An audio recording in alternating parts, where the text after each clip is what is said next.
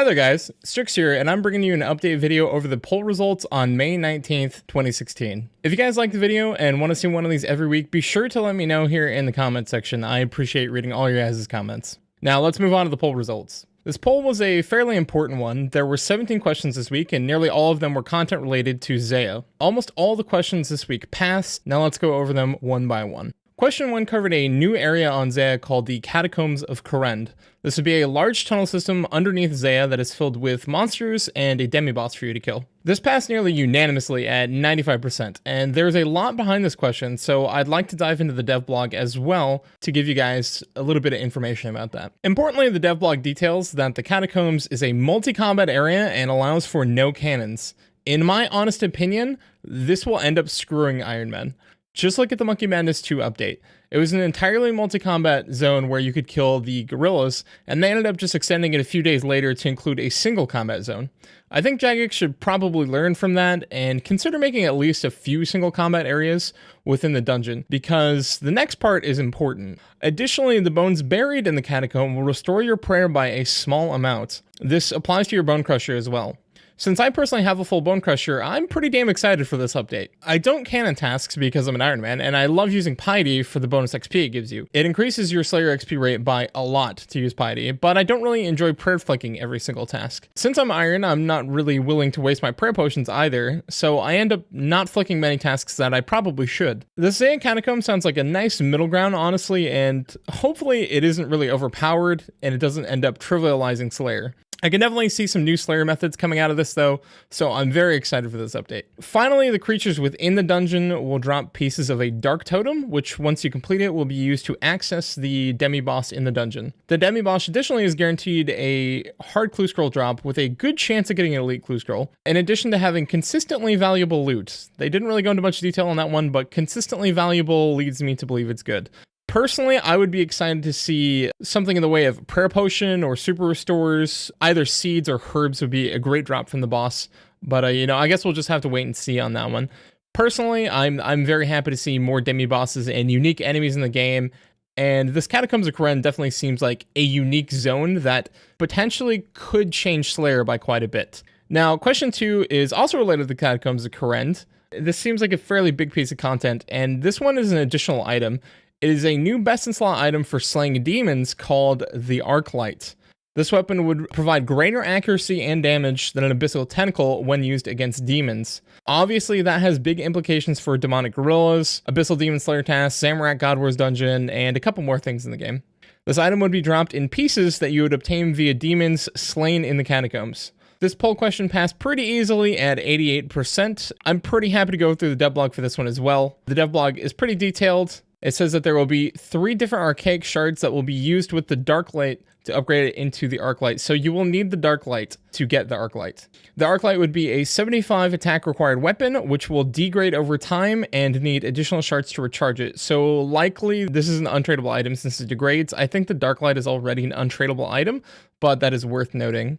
Overall, I'm pretty damn happy with this poll question and the dev blog. I actually suggested my own piece of player design content way back, and it was an upgrade for the Darklight. The biggest problem with the Darklight is that it has the strength of a Dragon Longsword when you use it against demon enemies, but it has the accuracy stats of a Steel Longsword. The accuracy does not change, so that means it's pretty much useless for anything that has defense. By buffing the accuracy of the weapon, that means that the Arclight will be pretty relevant and hopefully will be best in slot for a lot of things. Now on to question 3. The question 3 stated, should there be a minecart system to transport the players around Kourend? This one was a pretty big yes at 95%. A lot of players have been asking for additional ways to get around Zaya, and now they get a little bit of what they're asking for. Question 4 was, should the Woodcutting Guild be added to the Hasidius area? It would require 60 woodcutting to enter and contain various high-level trees. This one passed at a pretty solid 94%. That's basically unanimous. It's pretty cool that we're finally going to get another skilling guild. Additionally, it was asked in the Q&A on Thursday if we could get a flax and spinning wheel added to the Woodcutting Guild, and the JMods basically said, you know what, why not? So overall, this one's looking like it's going to be a great update. I'm waiting eagerly to see how it pans out. The dev blog goes into a bit more detail as well and explains that the Woodcutting Guild will give you an invisible +7 bonus to your woodcutting. So this might change your XP methods for woodcutting a little bit. I don't know if it's going to change it a lot, but there is potential. Note that this does not allow you to cut a higher level tree, it just will increase your efficiency at cutting them. Now, question 5 is related to question 4, and so are the next couple questions, and it's should redwood trees be added inside the woodcutting guild? They would require level 90 woodcutting and be used for pyre ships, shade burning, and fire making. So pretty much just woodcutting and fire making XP. And this one passed again at an easy 90%. I think people are just really eager for more reasons to go to Zaya, and this definitely provides that. Now, it strikes me as kind of odd that redwood trees aren't going to be used for any combat skills, so I thought to myself, well, they've got to be pretty good for skilling then. And I looked into it, the dev blog says that redwood is worth 350 firemaking XP per log. That is massive. If you do about 1.4k logs per hour, that is 490,000 XP per hour in firemaking. For comparison, magic logs are about 350,000 XP an hour right now, so redwood trees are going to be a big update. I guess it just, we'll have to wait and see how fast you can cut redwood. I mean, it's going to be level 90 woodcutting required, but if it ends up being fairly fast, then this might be a really, really, really fast way to train your firemaking for those last levels to get 99. Now, question 6, once again, is related to the woodcutting guild in question 4. Question 6 asks, should Ents be placed in an enclosure underneath the woodcutting guild? This one passed as well, 87%, so, you know, pretty easy.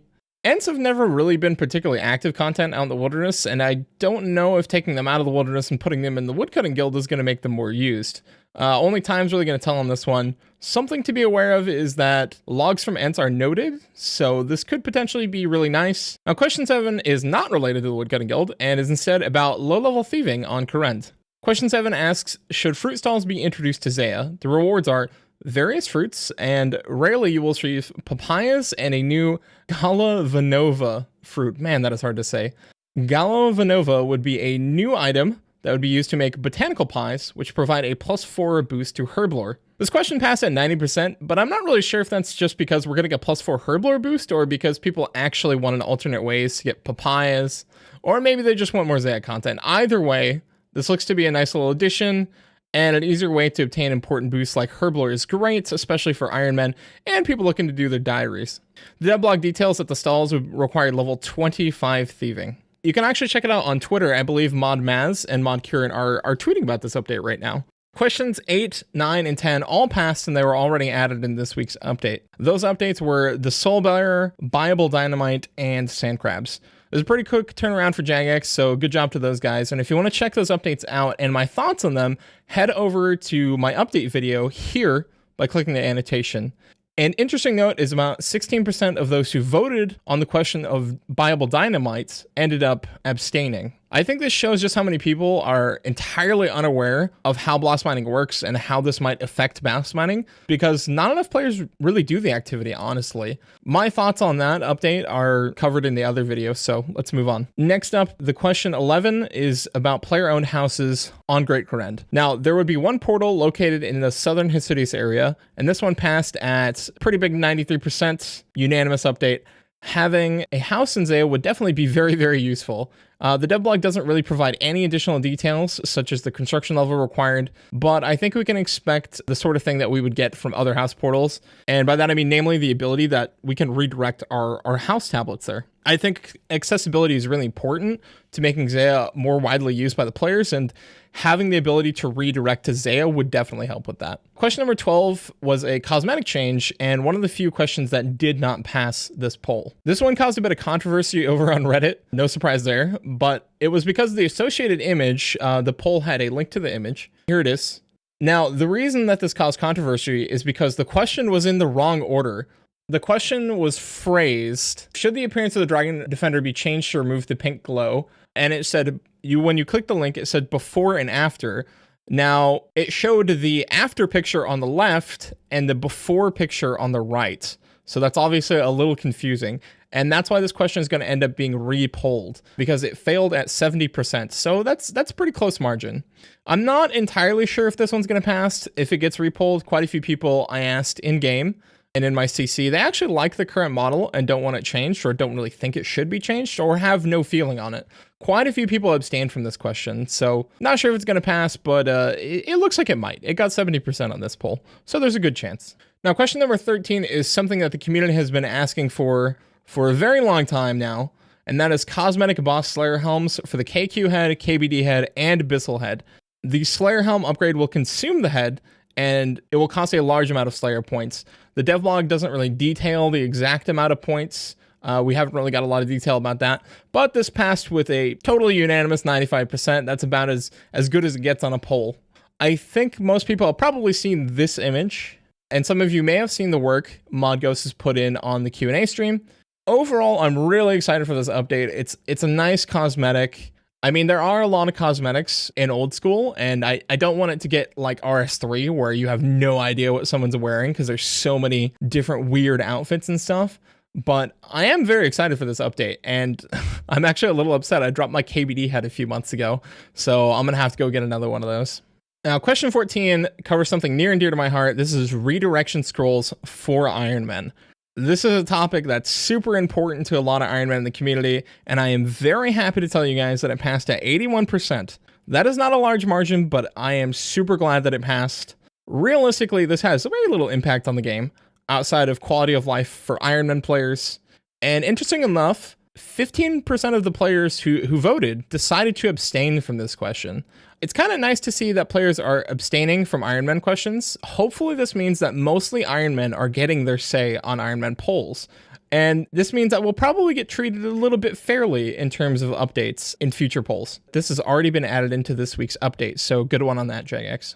Now, question 15 covers a change for the destination of the Atoll teleport on the Necromancy spellbook. The proposed change moves the destination from beneath the Monkey Temple to the cave on the south side of the island, you know, the one that people use for chinning. This passed at 80% and was already added in this week's update. Now, a large amount of players abstained from this question. I think about 21% of voters actually abstained. Now, that's a large amount of players, and I think that's mostly because people can't really gauge who this would affect or how useful it is. Notably, this doesn't do anything for Pures because you require Darrow's training to use the teleport, and I think mostly Pures are the people who are chinning in this area now, since we have the Monkey Madness 2 chinning area. Now, we're nearing the end of the poll, and the last two questions cover old school RuneScape bonds. Question 16 asks if RuneFest tickets, accommodation, and transport should be buyable with old school bonds. This was a really close poll, and it came at 72% yes, 28% no, and 14% of the voters abstained from voting.